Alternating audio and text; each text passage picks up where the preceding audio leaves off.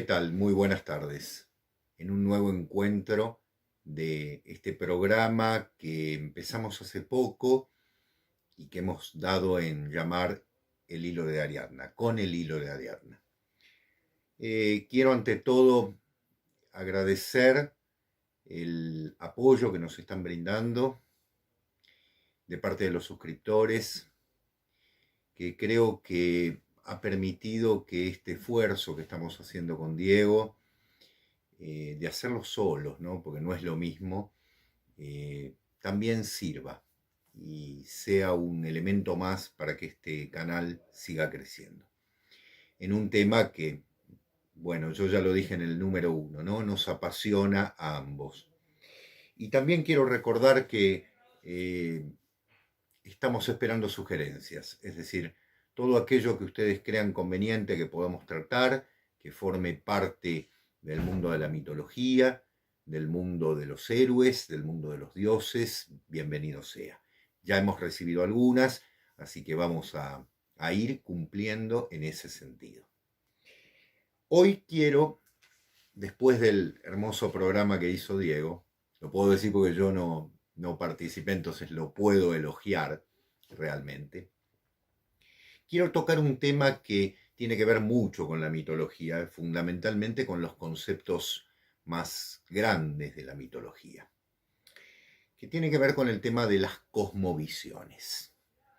Es decir, ustedes han observado que a lo largo de la historia de la humanidad, mientras el ser humano fue o tuvo esa mirada mítica, tenemos que hablar de cosmovisiones, es decir, una visión por la cual el ser humano está inserto en un universo, pertenece a ese universo, es parte de él, no necesariamente la parte central, en muchos casos sí, pero en conexión con los mundos superiores y con los mundos inferiores, es decir, con lo que podríamos llamar los cielos y los infiernos para simplificar el tema.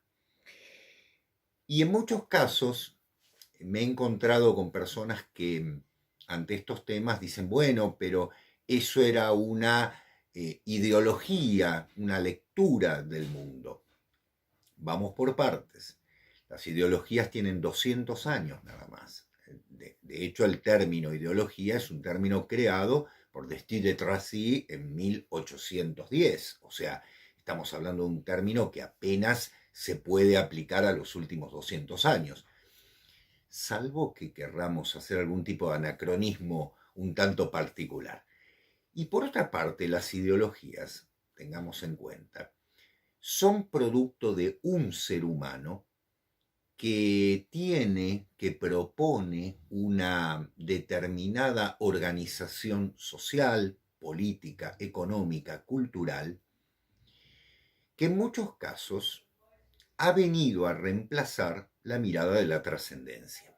Por eso hablar de una ideología de izquierdas o de derecha, en última instancia es una mirada política, sociológica, si se quiere, respecto de la organización de la sociedad desde el punto de vista de justamente una serie de ideas planteadas por un pensador.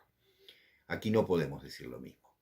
La mitología no tiene eso, no tiene una ideología. Primero porque esa terminología no es tal. Y en segundo lugar, porque, si ustedes se fijan, no es solamente la mirada respecto de lo inmanente, es decir, de la organización política, social o económica, sino fundamentalmente la mirada trascendente, es decir, ¿qué hay en otro mundo? ¿Por qué este mundo es de esta forma? ¿Por qué ha sido creado? ¿Cómo ha sido creado? Que son cosas que evidentemente, claramente, creo que van a quedar en claro, las ideologías no se preocupan, porque estamos hablando de un mundo de inmanencias. Y en este sentido, quiero recordar que la mitología, y lo vamos a ir recordando a medida que vayamos profundizando en este tema, ha sido leída desde muchos puntos de vista. Bienvenido sea, bienvenido sea.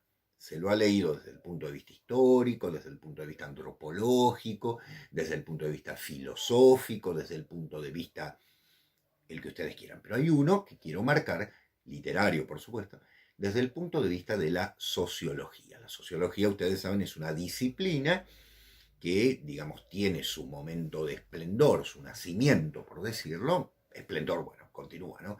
Tiene su momento de nacimiento hacia fines del siglo XIX. Y hay un interés por el tema de lo mítico, pero más exactamente de lo religioso, que pasa por dos grandes pensadores, familiares ellos, que de alguna manera significaron el interés por ese problema que era la religión, que son Emil Durkheim y Marcel Mauss, su sobrino. Seguramente ustedes los conocen, son muy conocidos dentro del campo de la sociología y sobre todo en algunos aspectos también desde el punto de vista de lo que influyeron en la antropología. Estos señores también son la base de cierto pensamiento estructural, ¿no? Que después va a ser muy retomado por el gran antropólogo Claude Lévi-Strauss. Ahora, ¿por qué cito a Durkheim? Porque Durkheim dice, y lo estoy citando literalmente, que la religión es un sistema que tiene a lo sagrado por objeto, ¿sí? Ahí podemos ver una postura, y en segundo lugar, que lo sagrado es la sociedad transfigurada e hipostasiada.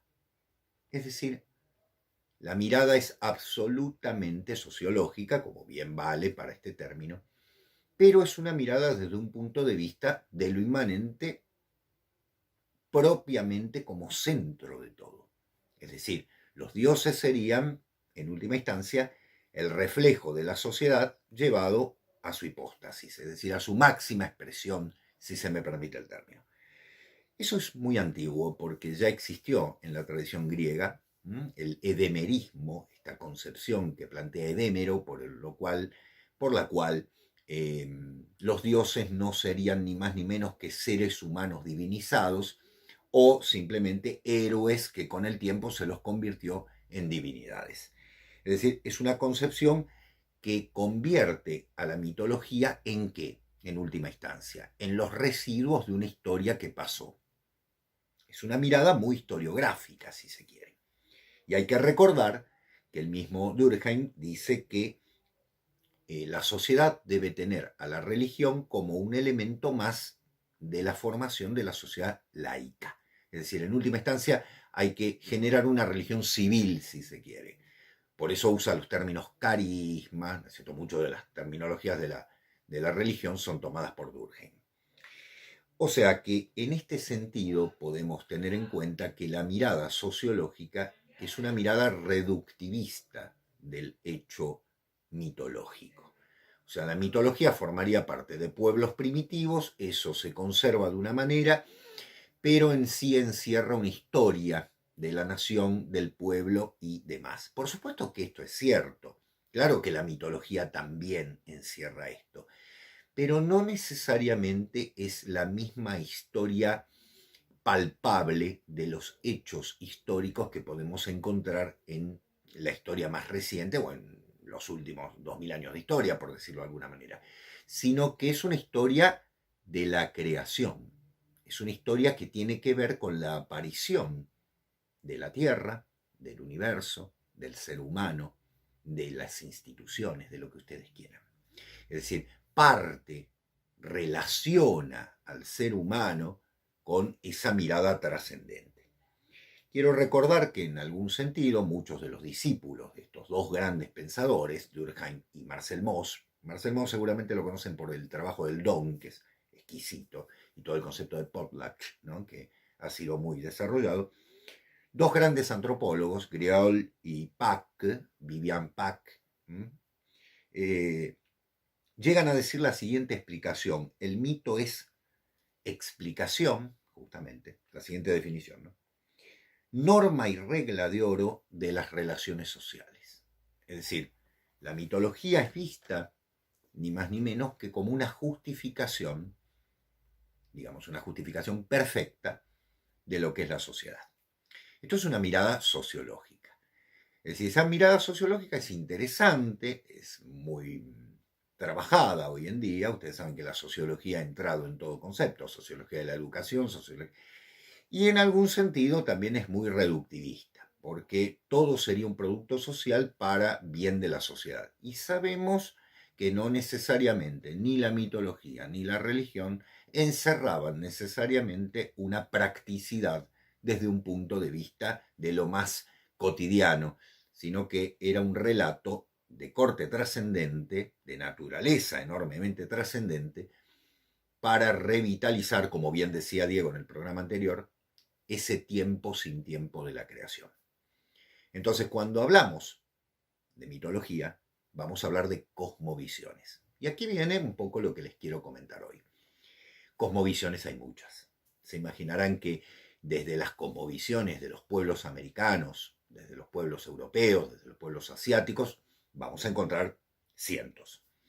Yo he traído 3 para comentarles y para que veamos algún punto en común. Una de ellas es muy seguro que la tienen en mente, porque es la cosmovisión griega, más cercana en cierto modo a la mitología que más conocemos, y luego 2 en este sentido. La primera cosmovisión la voy a tomar del primer gran mitógrafo y mitólogo fundamentalmente griego, que es Hesíodo. Ustedes saben que Hesíodo escribe 2 obras fundamentales, que son la Teogonía y Trabajos y Días. Teogonía. Aquí viene el tema. Gonein en griego significa la creación, por lo tanto la creación de los dioses, ¿sí? El origen de los dioses, podríamos decir. Pero ustedes me dirán, ¿solamente el universo se crea a partir de los dioses o parte de los dioses? Eso es lo particular. Hesíodo, iba a decir Odiseo, Hesíodo llama a esta obra la Teogonía, pero dentro incluye una cosmogonía. A partir del verso 116 hay un pequeño fragmento en el que habla de la cosmogonía, es decir, no del origen de los dioses, sino del origen del cosmos, del orden, por decirlo de una manera, del universo, diríamos. Fíjense, voy a narrarlo para que lo tengamos en mente. En primer lugar existió el caos, después Gea, la de amplio pecho, sede siempre segura de todos los inmortales que habitan la nevada cumbre del Olimpo. En el fondo de la tierra de anchos caminos existió el tenebroso Tártaro. Por último, Eros, el más hermoso entre los dioses inmortales, que afloja los miembros y cautiva de todos los dioses, y todos los hombres el corazón y la sensata voluntad en sus pechos. Del caos surgieron Érebo y la negra noche. De la noche a su vez nacieron el éter y el día, a los que alumbró preñada en contacto amoroso con Érebo.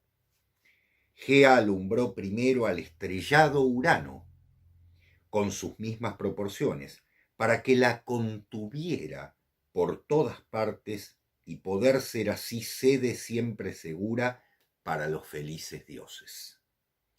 También dio a luz a las grandes montañas, deliciosa morada de diosas, las ninfas que habitan en los boscosos montes. Ella igualmente parió al estéril piélago el mar, de agitadas olas el Ponto, sin mediar el grato comercio. Es decir, ¿cómo parte esta cosmogonía o de qué parte? Parte del caos. Ustedes saben que para los griegos 2 conceptos antitéticos, antonímicos, son el caos y el cosmos, el desorden y el orden. Para los griegos era impensado dar la idea de que este universo era desordenado, era armónico. Piensen en toda la cosmogonía que luego va a desarrollar Aristóteles, ¿no? Esferas perfectas que giran una dentro de otra, es decir, las proporciones matemáticas. Y Hesíodo, fíjense, muchos años antes, 300 años antes que Aristóteles, está hablando de una creación de la cual separa del caos a Gea, la tierra, y es ella, por femenina, la que alumbra al cielo que va a ser quien la contenga, Uranos. Y es el amor, Eros, el que crea la separación, luego lo vamos a ver, los une y los separa para que vayan generando en una actitud claramente erótica, obviamente, la creación de todo. Que por otra parte, para hacer espacio es muy interesante el término en griego, ¿no? Si, ¿no? Hace referencia a como un bostezo, ¿no? A como abrir la boca para dar espacio de esa nada en la que hay para que se cree todo esto. Es decir, la concepción griega es una concepción que va hacia el orden. Hesíodo, valga decirlo, también va a trabajar con un concepto fundamental, que no es de origen griego, el concepto de las edades: oro, plata, bronce, hierro. Son 4, pero en Hesíodo son 5, porque para los griegos hay algo fundamental: oro, bronce, plata, héroes y hierro. Es decir, la edad de los héroes, esa edad en la que se movieron Aquiles, Odiseo, Agamenón, Menelao, no podía ser ni la edad de plata en la que se habla de una cierta pérdida de la mirada trascendente, ni tampoco nuestra edad. Entonces coló, si me permiten el término, la concepción de la heroicidad como una etapa nueva. Esas edades las vamos a ver repetidas en muchos casos. Y esa concepción de la cosmovisión hace que el universo esté cerrado y perfectamente creado. Va a haber etapas de los dioses, ya vamos a hablar de eso, tranquilos, ya vamos a ir hablando de todos los dioses, cómo se crearon y demás. Hoy vamos a las cosmovisiones. Es decir, la cosmovisión griega, a partir de lo que nos dice Hesíodo, lo que le dijesen las musas, ¿no? Es una concepción que ordena. Bien, vamos a la segunda.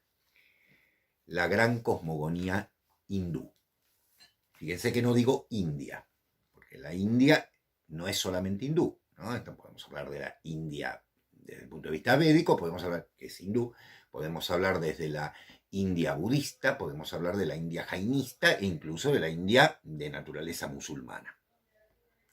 Pero hay algo interesante para ver. En los Vedas, que son los textos sagrados de la India, hay varias creaciones. Es decir, ustedes me preguntarán, ¿cómo es posible? ¿Cómo? Hay distintas... Sí, hay distintas narraciones en relación con la creación. Todas ellas tienen algún punto en común. Ya los vamos a ir viendo. Incluso el gran Roberto Calazo, en ese libro genial que se llama K, y en el otro gran libro que se llama El Ardor, trabaja con la mitología y lo vamos a nombrar mucho cuando avancemos en la mitología hindú. Hoy voy al Cántico de la Creación, libro 10 de los Vedas. Dice lo siguiente: entonces no había lo existente ni lo no existente. No había reino del aire ni del cielo más allá de él. ¿Qué había dentro y dónde? ¿Y qué daba amparo? ¿Había agua allí? Insondable profundidad de agua. No había entonces muerte, ni había algo inmortal. No había allí ningún signo que dividiera los días y las noches. Ese algo sin aliento respiraba por su propia naturaleza. Aparte de eso, no había nada. Había allí oscuridad. Al principio, oculto en las tinieblas, todo esto era un caos indiscriminado. Todo lo que existía entonces era vacío y sin forma. Por el gran poder de la acción nació esta unidad. Después de esto brotó el deseo, primera semilla y germen del espíritu. Sabios aquellos que buscaron con el pensamiento de su corazón y hallaron el parentesco entre lo existente y lo no existente. ¿Qué tenemos? Algo muy parecido, ¿no es cierto? El vacío, la nada, el caos. Incluso, fíjense que usa una palabra muy parecida, el desorden, ¿no es cierto? ¿Y qué los une? El deseo, que es una forma de ese eros que había nombrado el genial Hesíodo. En este caso, el gran poeta del Veda, los anónimos poetas del Veda, también tienen la misma intuición, porque vamos a hablar de esto que es la intuición intelectual, es decir, esta capacidad de poder conceptualizar algo que es claramente trascendente y por lo tanto algo que es absolutamente, digamos así, inefable, como bien decía Diego en el capítulo anterior. Pero voy a retomar otra forma de creación en la misma tradición hindú, tomado de las Upanishads. Las Upanishads son unos textos más tardíos dentro de la tradición hindú, de una belleza increíble, ya nos vamos a ocupar de ellos. Puedo asegurarles que uno de los textos son de los textos más bellos que existen en relación con todo lo que tiene que ver con la metafísica más profunda. Fíjense lo que dice. En el principio estaba el yo solo, en forma de una personificación, Purusha. El término Purusha hace referencia al hombre primordial, al ser humano primordial. Mirando a su alrededor, nada vio sino a sí mismo. Él dijo primero, esto es yo. Por eso él fue yo de nombre. Por eso, si ahora un hombre es preguntado, él dice primero, esto es yo. Y dice después el otro nombre que pueda tener. Antes de todo esto, quemó todos los males. Por eso él era una persona. Verdaderamente el que sabe esto quema todo lo que trate de estar delante suyo. El sacrificio. Esto es un fragmento, ¿no? Por supuesto. Es una belleza notable el texto. Como dice el gran Roberto Calazo en ese texto que se llama El Ardor, y ustedes habrán visto que el término es justamente quemó todo, Purusha, que es el ser originario que vendría sin... No un Adán, Estamos hablando de un ser originario que contiene todo, de su división, de su sacrificio, de ese sacrificio que van a realizar los dioses sobre él, nacerá todo lo demás. Incluso nacerán las famosas castas de la India, que tienen una justificación espiritual, no económica. Por eso no es sociológico, es trascendente. ¿Sí? Un brahman no es más rico, ¿sí? Puede ser pobrísimo. De hecho, por ejemplo, Ramanujan, el gran matemático de la India, que era pobrísimo, era brahman y pertenece a la casta más elevada. ¿Sí? Es decir, estamos hablando de las castas surgidas desde el ser, digamos así, originario, por darle un nombre. Hay algo fundamental que se dijo, el yo. Ese yo que solamente puede nombrarse a sí mismo y que después va a ser la clave de toda la meditación de estos pueblos, sobre todo trabajado desde el yoga, ¿no? Esa gran forma de meditación de la India. Es decir, tenemos a Grecia, tenemos a la India, y ahora, bueno, ustedes me dirán a dónde vamos, para que vean la unidad de todo esto. Vamos a venir a un pueblo que ha vivido por estas zonas, a los araucanos, es decir, un pueblo que vivieron entre la zona de Chile y parte del sur de Argentina más tardíamente, pero sobre todo el sur de Chile. Los araucanos tienen una cosmogonía muy, muy rica. Y valga decir que hay algo fundamental en ellos, que tiene que ver con etapas. También se van a encontrar en la India, ya las vimos en Grecia, pero voy al texto, para no perder más tiempo. La creación. El Dios del cielo y sus hijos, los espíritus, ejecutan la creación del mundo y del hombre. Ustedes dirán, el relato es muy extraño, porque son relatos orales volcados por escritores, generalmente por frailes y después por antropólogos, que son los que van a escuchar los relatos del pueblo, ¿no? Primera raza humana, araucanos celestiales. En el principio fueron creadas formas con la materia de las nubes, pero sin vida. Segunda raza, los gigantes. El padre Sol tuvo unos hijos rebeldes, los gigantes. Vino un diluvio. Tercera raza, los araucanos primitivos. El héroe Al Sol los civilizó. Luego ocurrió el Calfutray, el derrumbe azul. Sucedió que Al Sol llevó a la gente de la montaña, los mahuindanches, a la falda del Chapelco. Golpeó con su puño la roca, pronunciando palabras mágicas, y al punto la montaña se abrió en su abismo, en el que se produjo el derrumbe azul. Cae esta generación. Razas de la cuarta edad.